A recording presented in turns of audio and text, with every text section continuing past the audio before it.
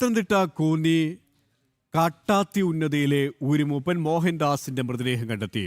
ഉൾക്കാട്ടിൽ തൂങ്ങി മരിച്ച നിലയിലായിരുന്നു മൃതദേഹം. ഒരു മാസം മുൻപാണ് മോഹൻദാസിനെ കാണാതായത്.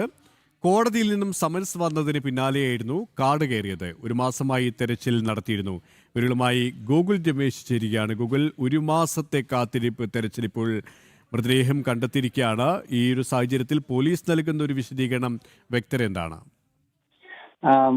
കെ പി സൂചിപ്പിച്ചതുപോലെ കഴിഞ്ഞ ഒരു മാസം മുന്നെയാണ് ഈ മൂപ്പനെ കാണാതായെന്നും പറഞ്ഞുള്ള വാർത്ത വരുന്നത്. പോലീസിൽ പരാതി നൽകുകയായിരുന്നു ഊരുവാസികളും അദ്ദേഹത്തിന്റെ ബന്ധുക്കളും ചേർന്ന്. തുടർന്ന് പോലീസ് ആദ്യഘട്ടത്തിൽ പരിശോധന നടത്തി. തുടർന്ന് വനം വകുപ്പിന്റെ കൂടി സഹായത്തിൽ വിശദമായിട്ടുള്ള പരിശോധന നടക്കുകയാണ്. അതായത് മൂപ്പൻ കാട്ടിലേക്ക് കയറി പോകുന്നതായിട്ട് കണ്ടിരുന്നതായിട്ട് അവിടെയുള്ള ആളുകൾ പറഞ്ഞിരുന്നു. അതിന്റെ അടിസ്ഥാനത്തിൽ ഉൾവനത്തിൽ വിശദമായിട്ടുള്ള തെരച്ചിൽ നടന്നു വന്നുകൊണ്ടിരിക്കുകയായിരുന്നു. വനം വകുപ്പാടും ഫയർഫോഴ്സും ഉൾപ്പെടെയുള്ള വിവിധ സേനാ വിഭാഗങ്ങൾ കഴിഞ്ഞ ഒരു മാസമായിട്ട് പല ഭാഗങ്ങളിലായിട്ട് തെരഞ്ഞുകൊണ്ടേയിരിക്കുകയായിരുന്നു.